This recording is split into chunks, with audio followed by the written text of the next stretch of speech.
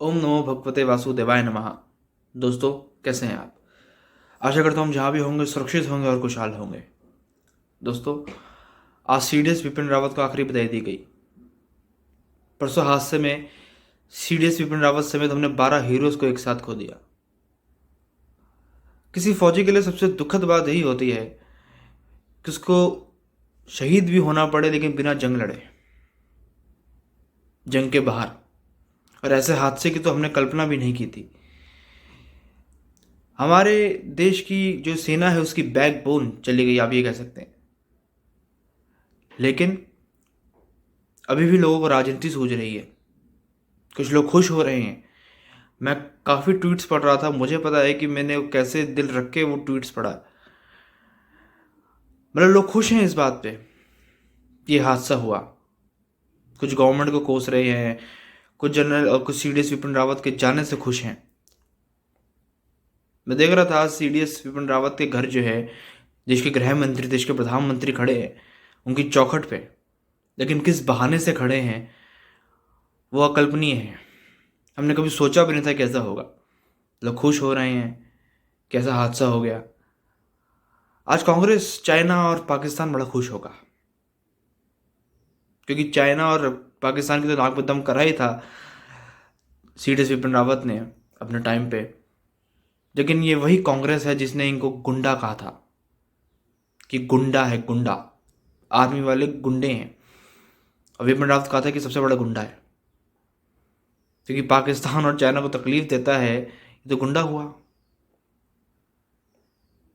इन्होंने कहा था कि इनके कहने पे रेप होते हैं कश्मीर में, विपिन रावत के कहने पे। ये कांग्रेस का आरोप था, इसलिए आज कांग्रेस बड़े खुश है। लेकिन अभी भी राजनीति करनी बंद नहीं करी दोस्तों। उन्होंने कहते हैं कि सरकार इस हादसे की जिम्मेदारी ले। वो कहते हैं कि सरकार इस हादसे की जिम्मेदारी ले, मतलब सरकार कबूल कर ले कि उन्होंने ये हादसा कराया है।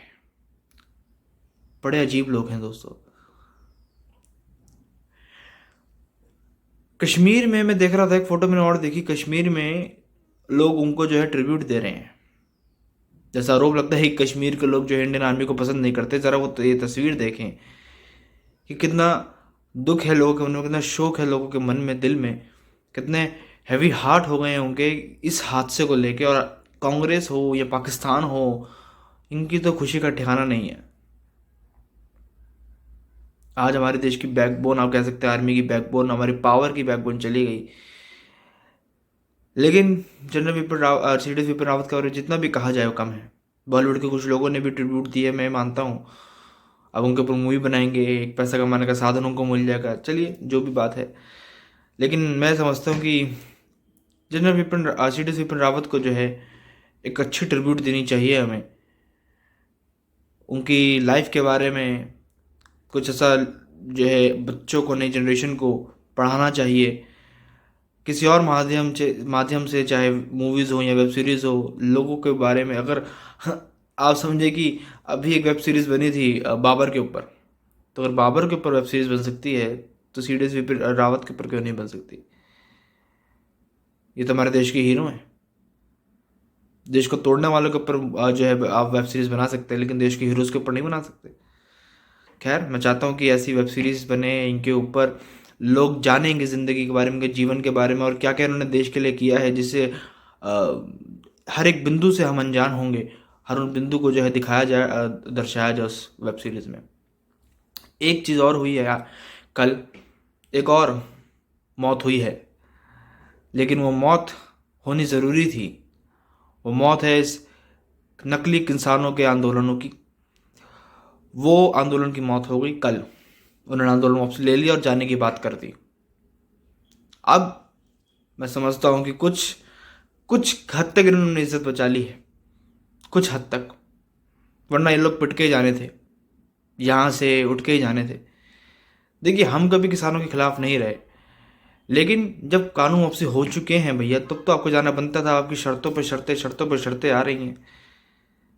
खैर, जो हुआ भले देर से हुआ, लेकिन अच्छा हुआ। अब ये लोग वापसी जा रहे हैं और भगवान का शुक्र है, अब रास्ते खोलेंगे।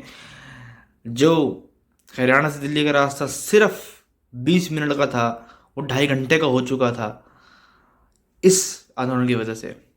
बिजनेस ठप हो चुके थे, फैक्ट्रियाँ बंद हो चुकी थी, जॉब लोगों की जा चुकी थी, कंस्ट्रक्शन बंद हो चुकी थी, हाईवेज रुक चुके थे बनने। अब वो सारा काम उठेगा, रोज़गार वापसी शुरू होगा और धीरे धीरे जो है इकोनॉमी हरियाणा की और इंडस्ट्रियल एरिया की जो है वो उठेगी, और उठनी भी चाहिए। दोस्तों, जहाँ भी होंगे आप सुरक्षित रहिएगा, और जैसी ओमिक्रॉन वायरस जो है वो फैल रहा है, प्लीज़ वैक्सीन लगवाइएगा, क्योंकि वैक्सीन ही इस पर बहुत कम जो है वो असर करेगी। अगर जो मतलब वैक्सीन, अगर आप वैक्सीनेटेड होंगे तो बहुत कम असर होगा आपका ओमिक्रॉन का आप पे। तो वैक्सीन बहुत ज़रूरी है आपकी आपकी इम्यूनिटी के लिए, तो वैक्सीन लगवाइए दोस्तों, और सबको वैक्सीनेट करिए अपने परिवार में। और देखते रहिएगा वीडियो मेरी। जय हिंद, जय भारत, जय सनातन।